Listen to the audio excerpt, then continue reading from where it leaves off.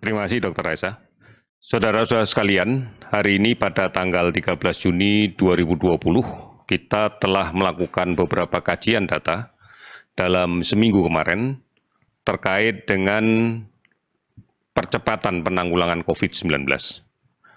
Seperti yang kita ketahui bersama bahwa sejak awal COVID-19 ini masuk ke wilayah tanah air kita, maka hal terbesar yang kita lakukan adalah penguatan pintu masuk negara sebagai upaya cegah tangkal kita untuk membendung, jangan sampai kasus ini masuk ke wilayah tanah air. Namun dengan berjalannya waktu, maka penularan yang sekarang ini kita identifikasi lebih didominasi oleh kasus penularan lokal.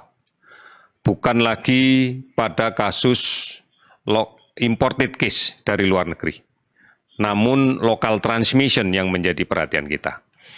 Oleh karena itu, maka gambaran-gambaran epidemiologi masing-masing daerah tidak memberikan gambaran yang sama. Beberapa daerah kita memiliki risiko yang lebih tinggi untuk munculnya penularan karena aktivitas sosialnya yang jauh lebih tinggi dibanding dengan daerah yang lain.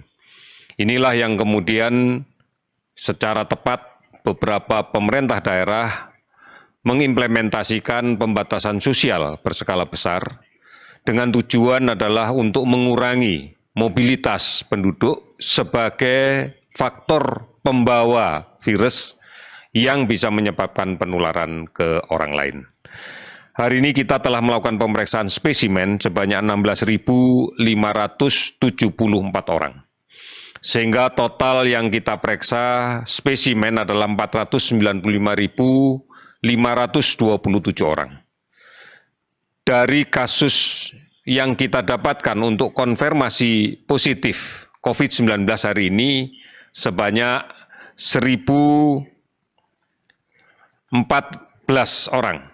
Sehingga total menjadi 37.420 orang.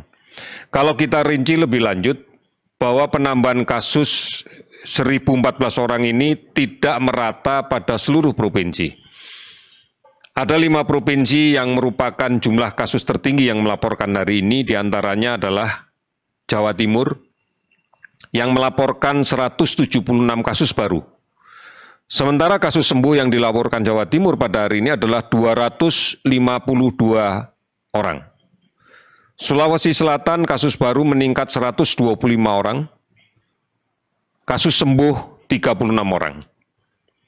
Kalimantan Selatan 123 orang kasus baru dan 22 sembuh. DKI Jakarta 121 orang dengan 59 sembuh. Sumatera Utara 94 kasus baru, hari ini tidak ada dilaporkan kasus sembuh. Dari keseluruhan masih ada 18 provinsi yang melaporkan kasusnya di bawah 10. Bahkan ada 5 provinsi yang hari ini melaporkan tidak ada kasus sama sekali. Saudara-saudara, total kasus sembuh yang kita dapatkan pada hari ini adalah 563 sehingga akumulasi seluruhnya menjadi 13.776. Kalau kita lihat angka ini maka akan berada di angka kisaran 53,8% dari kasus yang kita rawat. Kemudian kasus meninggal 43, kalau kita lihat ini sekitar totalnya 2091, totalnya sekitar 5,78%. Kalau kemudian kita lihat angka kematiannya. Nah, data ini tentunya tidak akan bisa secara utuh dibandingkan dengan negara lain karena memang tingkat ancaman epidemiologisnya tidak sama. Sebagai contoh, kalau kemudian kita melihat pada DKI Jakarta saja sebagai epicentrum yang besar, maka kita lihat bahwa jumlah tes per 1 juta penduduk di DKI adalah 17.954 orang. Angka ini berada di atas Thailand secara keseluruhan yang mencapai 6.708 per 1 juta penduduk. Filipina 4.419 orang per 1 juta penduduk, bahkan Jepang hanya 2.626 per 1 juta penduduk. Memang kalau dibandingkan dengan Malaysia, kita masih agak di bawah karena Malaysia telah melakukan 19.118 tes per 1 juta penduduk. Oleh karena itu memang secara keseluruhan kalau kita menghitung seluruh wilayah tanah air kita, memang tes kita masih rendah, 1.752 tes per 1 juta penduduk. Namun ini bukan merupakan sebuah gambaran yang bisa kita memberikan kesan bahwa keseriusan pemerintah tidak terlihat.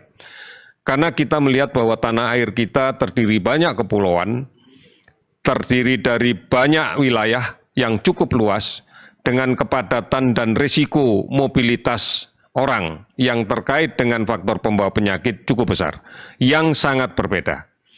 Oleh karena itu kami sedang mempelajari beberapa hal terkait dengan epicentrum yang lain, seperti Kota Surabaya, kemudian Makassar, termasuk kemudian Kalimantan Selatan, untuk kita hitung kembali berapa yang sudah kita lakukan tes per 1 juta penduduk.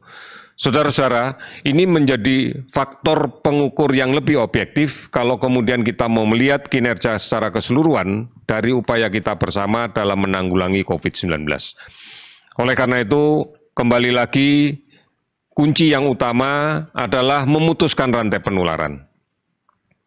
Ini bisa kita lakukan dan ini yang harus kita lakukan. Menjaga jarak, kemudian menggunakan masker, dan mencuci tangan adalah poin-poin yang harus kita lakukan. Ini adalah kebiasaan baru, inilah kemudian tatanan hidup yang baru yang harus kita lakukan. Karena hanya dengan cara ini saja kita bisa mengendalikan penularan dari satu orang ke orang yang lain. Di samping kita melaksanakan arahan dari Presiden untuk melaksanakan tracing secara agresif dari semua kasus positif. Dari hasil tracing itu kemudian dilakukan pemeriksaan secara masif agar kita bisa mendapatkan kasus yang harus kita isolasi. Karena kalau tidak, maka upaya kita untuk membendung dan memutuskan rantai penularan ini akan semakin berat. Oleh karena itu, mari kita patuhi bersama protokol kesehatan, disiplin menjalankannya secara bersama-sama, terus-menerus, dan dilakukan dari pusat sampai ke daerah. Dengan cara ini, kita pasti bisa mengatasinya.